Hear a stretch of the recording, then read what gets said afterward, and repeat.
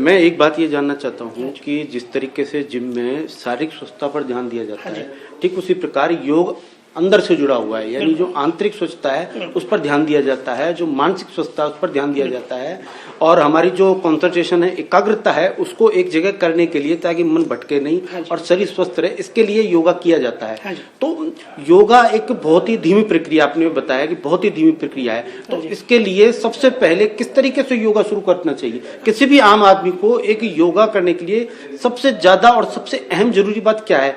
क्या उसके लिए किसी गुरु की आवश्यकता है, या केवल वो किताबें पढ़ के कर सकता है, या टीवी पर देख कर? किस प्रकार सबसे अहम बात क्या है कि कोई अगर शुरू करना चाहता है उसके लिए? देखिए, और किस आसन से, किस माध्यम से, किससे शुरू किया जाए? हाँ जी, देखिए बहुत ही अच्छा प्रश्न है आपका, क्योंकि योग को आज के युग में यदि देखें तो मैक्सिमम लोग जो है वो टीवी देख के, सीडी देख के या किताबें पढ़ के योग को अभ्यास करते हैं, और जबकि ये ऐसा लिखित में भी नहीं है और ऐसा होना भी नहीं चाहिए। बिना किसी योग गुरु के गाइडेंस के बिना ये सब प्रैक्टिसेस नहीं करनी चाहिए।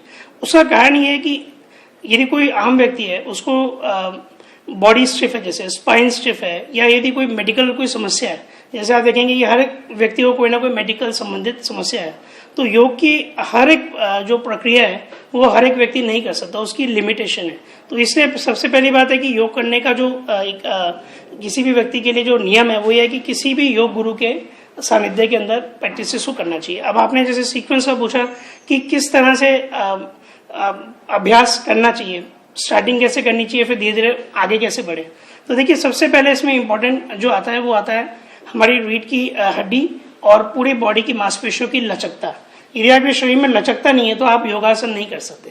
तो नहीं, जैसे आपने कहा कि लचकता नहीं है, लेकिन सर लचकता बढ़ाने के लिए तो हम योगासन का सहारा लेते हैं। हाँ जी, देखिए मैं वही बात हूँ, क्योंकि डायरेक्टली कभी भी जैसे आप योगासन नहीं कर सकते, तो उससे सबसे पहली जो प्रक्रिया होती है वो होती है लूजनिंग एक्सरसाइजेस, जैसे वार्मिंग अप एक्सरसाइज हम कह सकते हैं। तो उसमें योगा के अंदर भी बहुत सारी स्पेशलाइज ऐसी टेक्निक्स हैं जो स्ट्रेचिंग और लूजनिंग और वार्मिंग अप एक्सरसाइज की तरह वर्क करती हैं। जिस तरीके से जिम है, यानी पाश्चात्य जो कसरत पद्धति है, उसमें ये माना जाता है कि जो मांसपेशियां हैं वो कड़क होनी चाहिए, जैसे एब हो गए या आपके बाइसेप हो गए, ये हो गए। वहीं जो भारतीय जो हमारे कसरत की पद्धति है योगा, इसके माध्यम से ये कहा जाता है कि मांसपेशियों की हालत ये होनी चाहिए कि जब तक वो काम आए तब तक वो कड़क रहे, और जैसे ही वो अपना काम हो जाए, मसलन जैसे कोई भार उठाया जा रहा है तो वो एकदम से कड़क हो जाएं, और जैसे ही भार छोड़ा गया या नीचे रखा है वो शिथिल हो जाए और उनको रिलैक्स मिल जाए। तो इन दोनों में सबसे ज्यादा इंपॉर्टेंट क्या है कि मांसपेशियां कड़क रहनी चाहिए या मांसपेशियों के काम आने के बाद वो शिथिल हो जानी चाहिए? हाँ जी, देखिए योग की जो प्रक्रिया, जैसे हम योगासन की बात करें, क्योंकि फिजिकल तौर पे देखें तो योगासन ही योगा का सबसे बड़ा पार्ट है। बाकी जो पार्ट है वो रिलैक्सेशन वाला है, जैसे प्राणायाम को हम देखें या मेडिटेशन को देखें। तो योगासन की क्या, आप यदि फिजियोलॉजिकल फिनोमेना को अंडरस्टैंड करें तो योगासन वर्क करता है on the contraction and expansion of the muscles, मतलब संकुचन और फैलाव की स्थिति, फैलाव और सिकुड़न। देखिए, हमारी जितनी भी प्रकृति के जितने भी नियम है वो कॉन्ट्रैक्शन और एक्सपेंशन की थ्योरी पे वर्क करते हैं। जैसे सूरज आता है, शाम को ढल जाता है, चंद्रमा आ जाता है, तो सूरज हमें हीट देता है, चंद्रमा हमें ठंडक देता है। यदि 24 घंटे सूरज रहे तो केवल हीट रहेगी।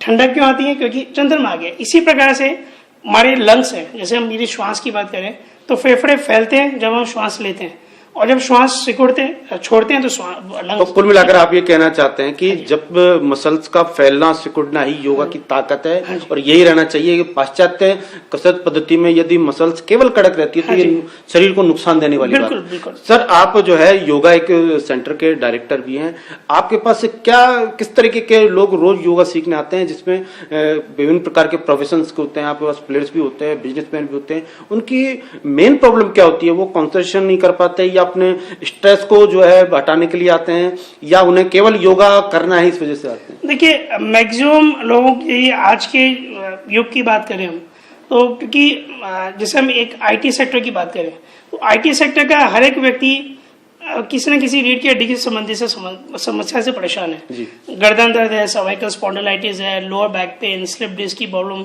ये सब कंप्यूटर पे क्योंकि लॉन्ग टाइम जॉब करते हैं, उनको 8 से 10 घंटे वर्क करना है। बिजनेसमैन की देखें तो उनका स्ट्रेस लेवल बहुत ज्यादा हाई है। लॉन्ग सिटिंग्स उनको जैसे अपने शॉप्स पे करना है या अपने जहाँ भी अपने फैक्ट्रीज में बैठ रहे हैं, तो जब वो 8 से 10 घंटे बैठे उनका डाइजेस्टिव सिस्टम सेंट्रल ओबेसिटी बढ़ना है, तो ये सब इस प्रकार की समस्याएं जो है बड़ी कॉमन हो गई। तो यही मेजर समस्याएं लेके हमारे पास मैक्सिमम लोग आते हैं। दूसरा जैसे डाइजेस्टिव प्रॉब्लम्स बहुत ज्यादा लोगों को, तो क्योंकि आयुर्वेद के अकॉर्डिंग 80% रोग जो है वो पेट से संबंधित है। तो कहीं ना कहीं किसी ना किसी व्यक्ति को पेट से कोई ना कोई संबंध, जैसे गैस्ट्रिक होना, एसिडिटी होना, कब्ज होना, इन सब से जो संबंधित रोग हैं, जैसे बॉडी के अंदर दर्द रहना, नी प्रॉब्लम्स हैं, बैक प्रॉब्लम्स हैं, तो इस टाइप की समस्या की मेजर जो है वो लोग बाग चाहते हैं कि निदान हो।